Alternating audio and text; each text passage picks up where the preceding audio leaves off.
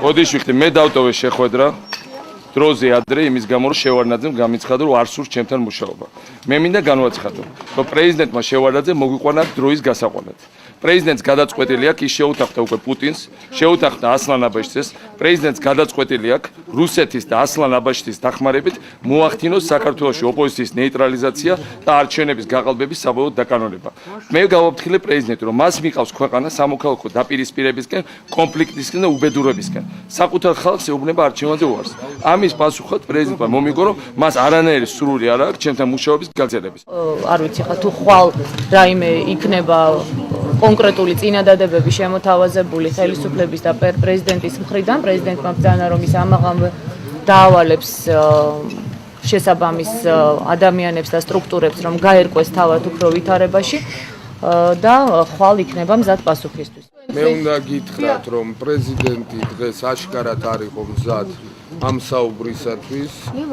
პრაქტიკულად ძალიან მწვავედ და პირდაპირ ყველა ვინც ვესწრებოდით ამ შეხვედრას დაუფიქსირა პრეზიდენტს, რომ ის რაც მოხდა 2 ნოემბერს საქართველოში ვერანაირად ვერ შეფასდება როგორც არჩევნები, ჩვენ ვერ მივიღეთ კონკრეტული პასუხი ვერც ერთ საკითხზე, თუმცა პრეზიდენტმა მიუხედავად იმისა, რომ ბოლოს მოხდა ძალიან ისეთი შელაპარაკება მასა და სააკაშვილს შორის და ჩვენ შევყომდით იმის გამო, რომ ეს ძალიან მოულოდნელად მოხდა, უნდა გითხრათ, რომ მან კიდე ითხოვა საშუალება, რომ გაგრძელდეს ეს კონსულტაციები. ამიტომ ჩვენ ჩამოვყალიბდებით და მოგახსენებთ სულ მცირე ხანში ჩვენ საბოლოო პოზიციას.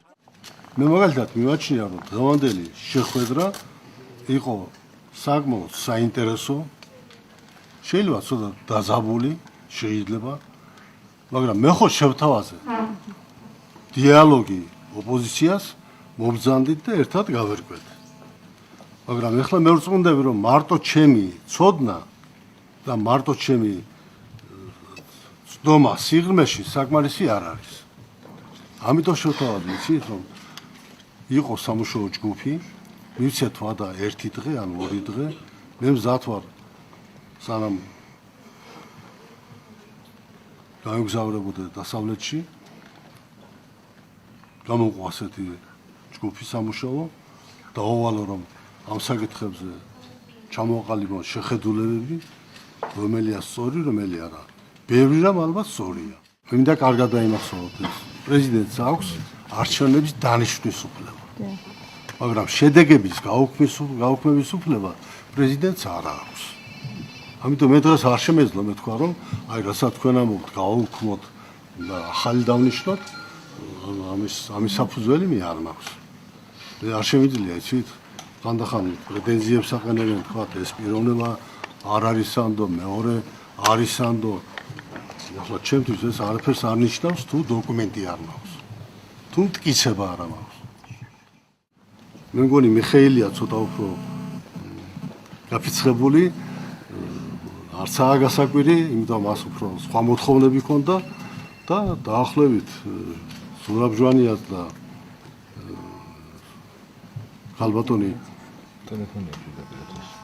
ნინოს დაახლოებით ასეთი შეხედულების იყო, რომ ალბათ საჭირო იქნება კიდევ შევხვდეთ.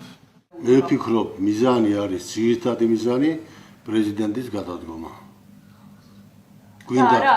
გვინდა თუ არ გვინდა, ეს ასეა. თქვენ იცით, მე ამას არც ერთი სახელმწიფოს მეთაური და არც ერთი პრეზიდენტი არ აკეთებს, რაც მე გავაკეთე ამ დილით. თავრობის სახლის წინ. რა ისმოდა იქ რა ხმები იყო. გადადექი, ერთი შეკითხვაც არ დაუსვამს იმ ახალგაზრდას, რომელიც ამ გადადგომას მოითხოვდა. ეხლა მეც ხომ ადამიანი ვარ. ერთი შეურაცხყოფა, მეორე შეურაცხყოფა, აქ ასეთი შეხვედრა, რატო არ შეიძლებოდა რომ ახალგაზრდებს მოესმინათ ამ ხნის კაცი 76 წლის კაცი მოვიდა. ეხლა მიხეილი მეუბნებოდა რომ მე ვარ ამადამ პრემიის ლაურეატი, ამადამ უნივერსიტეტის რაღაც კურსდამთავრებული და რაღაცა და რაღაცა. ნუ ახლა მე უხერხულება მასე ლაპარაკი. ის თუ არის 5 პრემიის ლაურეატი, მე ალბათ 30-ის ვარ, ხო? ხო არ ვეტრებახები, ხო არ მჭირდება ეს კი გაიგონია ჩემგან როდესაც მე 25 თუ 20 თუ 25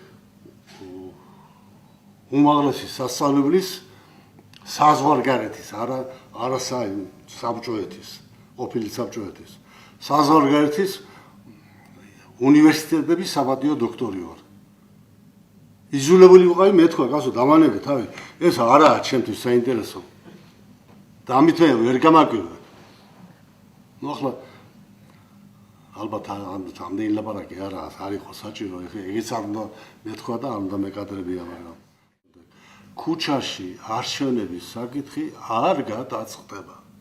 არ გადაწყდება. ამას უნდა არის ცენტრალური საარჩევნო კომისია, ადგილობრივი საარჩევნო კომისიები, არის სასამართლოები, ხვალ მაგალითად 4 თუ 5 საქმე უნდა გაირჩეს საოლქო სასამართლოში, ქალაქის. არ დაუცადოთ ამას, არ დაველოდოთ და მე გამოიტანა განაჩენი, რომ ეს გაუქმდეს, ეს არ გაუქმდეს. დაახლოებით ასეთი იყო ზოგიერთების მოთხოვნა, ყველასი არა.